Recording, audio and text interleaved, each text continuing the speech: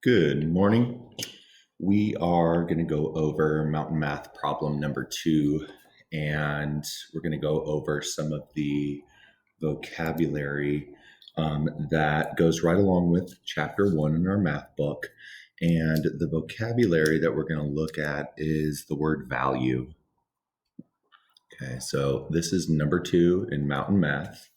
And the number that you're going to be using for number 2 is the number 38.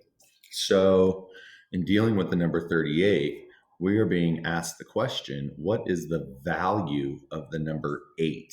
Okay, so we're looking at the number 8, and the number 8 is in the ones place. The value is how much is that number, or that digit in this case, how much is it worth because it's in the ones place?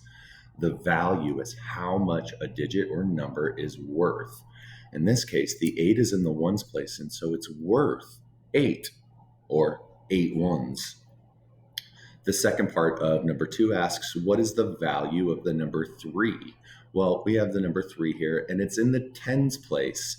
If we have 3 tens, okay, the value of the 3 is 30. When we really start hitting multiplication, and some of you may have already done this, when you say 3 tens, it's the same thing as saying 10 times 3, and 10 times 3 is 30, okay? All right, so now we're gonna be looking at the second half of number 2. The second half of number 2 is we're gonna be rounding the number that we're working with. And so today we're gonna be rounding the number 38.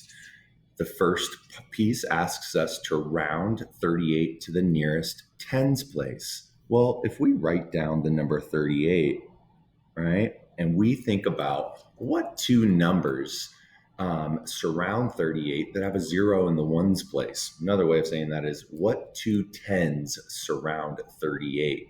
Well, 38, the first 10 is 30, or the first number that ends in a 0 in the ones place is 30.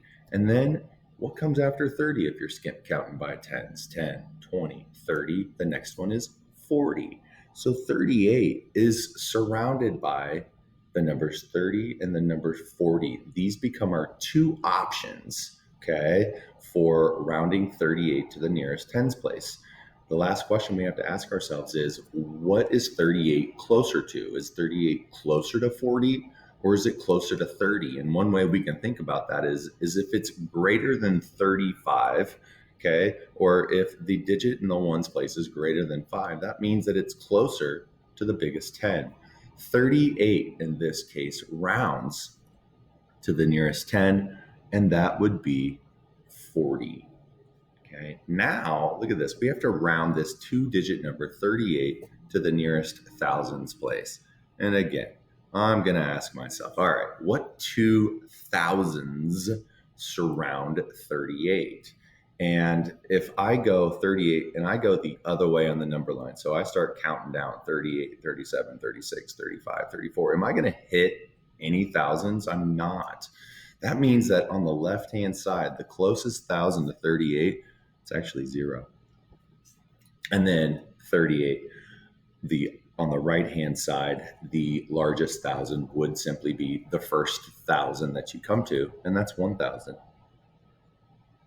Okay, so 38 is surrounded by 0 and a 1,000. We have two options. If we round 38 to the nearest thousands place, it's either going to be 1,000 or it's going to be 0. Now, to get halfway between 0 and 1,000, it would have to be 500.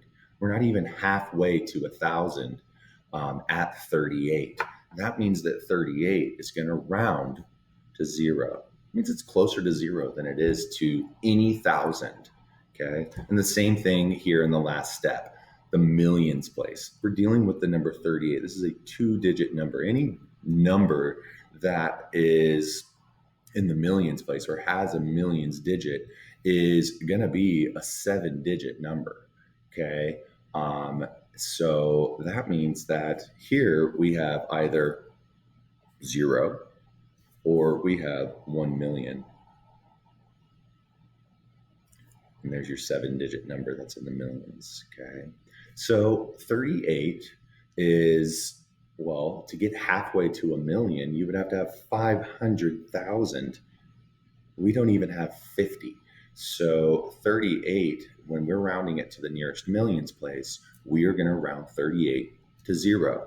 Or we're going to say, yeah, it's 38 is closer to 0 than it is to 1 million. Okay.